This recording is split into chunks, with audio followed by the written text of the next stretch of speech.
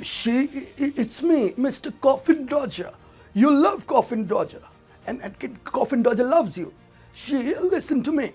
If you don't love me, you might as well put the phone down, because without this call, I wouldn't remain the president anyway. I've finally found a solution to both our problems.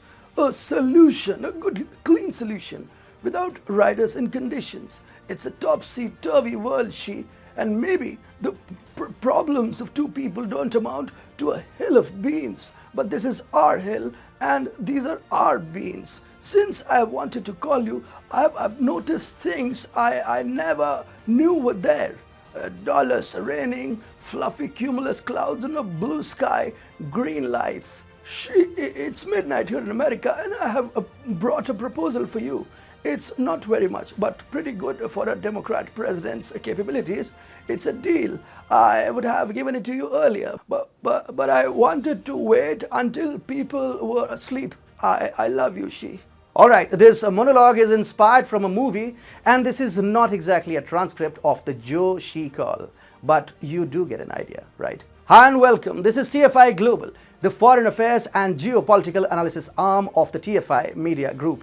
I'm your host Atul Mishra. In this video, I will tell you the exact reason why Joe frantically called Xi Jinping when most of America was fast asleep. Let's begin. US President Joe Biden just made a frantic call to Xi Jinping on Monday night.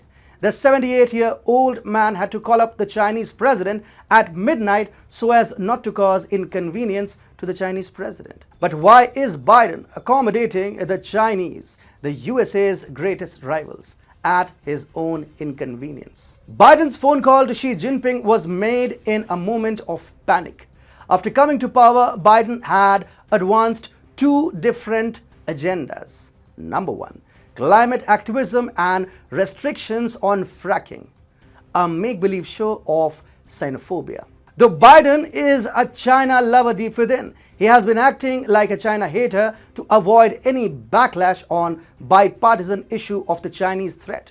On the other hand, climate activism is a part of Biden's woke voter support base. Anyhow, Biden abandoned both the agendas during his phone call with Xi Jinping. During his 3.5 hours summit with Xi, Biden went as far ahead as requesting China to release oil reserves. The same matter was also discussed between Chinese Foreign Minister Wang Yi and US Secretary of State Antony Blinken during an earlier telephonic conversation. Biden's request to Xi Jinping is intimately linked to the global oil crisis and depleting oil reserves in the US.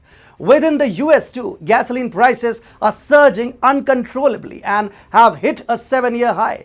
In California, the prices have hit an average price tag of $4.687 for a regular gallon. Meanwhile, domestic oil production in the US has remained nearly 2 million barrels a day below its record of 13.1 million barrels a day owing to Biden's attack on the oil industry. High gasoline prices are putting further pressure on the American retail market. The US consumer prices jumped 6.2% in October, which is the biggest inflation surge in the last 30 years. Most importantly, both fuel and food prices have jumped sharply, which profoundly affects the spending of an average American household. Commodity prices are beginning to climb a steep ladder, and the American public is getting infuriated at how the Biden administration is doing nothing to resolve the impending crisis. Traveling is about to get very expensive as the festive season kicks in and people begin traveling to their homes to spend time with families. Yet, the surging prices might just prevent Americans from even meeting their families, since the Biden administration has made travel a luxury that only the rich can afford.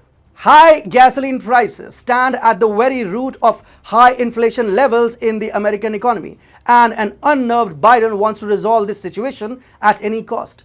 Unsustainable fuel inflation is partly a consequence of Biden's own policy failures. After coming to power, Biden passed a blanket order that banned new oil and natural gas leases and drilling permits on federal land and in federal water for 60 days. Such rash measures have led to escalating gasoline prices in the US. On the other hand, the Organization of the Petroleum Exporting Countries, or the OPEC, too is unwilling to help the US.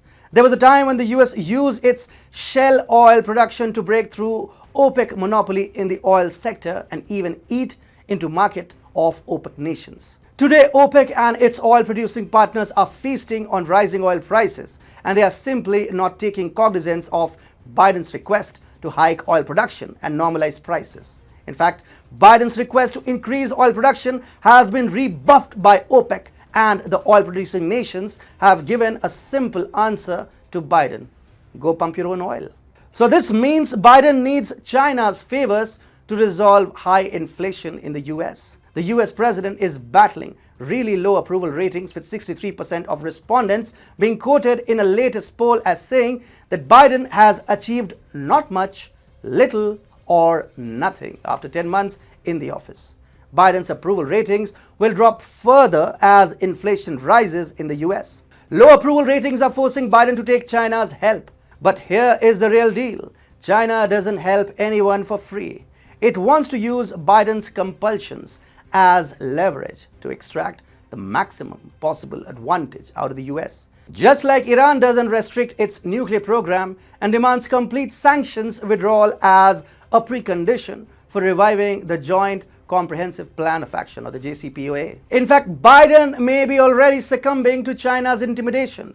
US Treasury Secretary Janet Yellen has already advocated cutting American tariffs on Chinese imports to reduce inflation. Biden has been already relying on Chinese imports to curb the post-pandemic slowdown, and as of October, the US was importing Chinese goods at an annual rate of $600 billion, an overall increase of 60% from the pre-COVID level of October 2018. She could therefore be successfully strong-arming Biden into relaxing Trump-era trade tariffs against China. Meanwhile, Wall Street too remains bullish about China's growth and its place on the global investor map. Wall Street continues to push for investments into China, and this is raising many eyebrows. According to a New York Times report, for some of the biggest names on Wall Street, China's economic prospects look rosier than ever. Blackrock, the world's biggest asset manager, urged investors to increase their exposure to China by as much as 3 times. JP Morgan asked, meanwhile, is China investable? Before answering, we think so. Goldman Sachs says yes too, but such statements by the bulls of Wall Street are not happenstance. They seem to be following a pattern, a striking one at that. At the height of a market sell-off in late July, the deputy chairman of China's securities regulator, Fang Xingai, summoned executives of Blackrock, Goldman Sachs, and other firms to a meeting trying to alleviate investor nervousness over Beijing's crackdowns. Wall Street is thus helping pump money into Chinese markets to drag China out of its real estate and debt crisis following the Evergrande collapse. Biden has therefore kneeled before Jinping and seems to have struck a give-and-take relationship with the Chinese president. Biden wants Xi's help in tackling the oil and inflation crisis while giving China what it needs: relaxation in trade tariffs, American investments, return of companies that once left China, and legitimization of the CCP in the US all over again.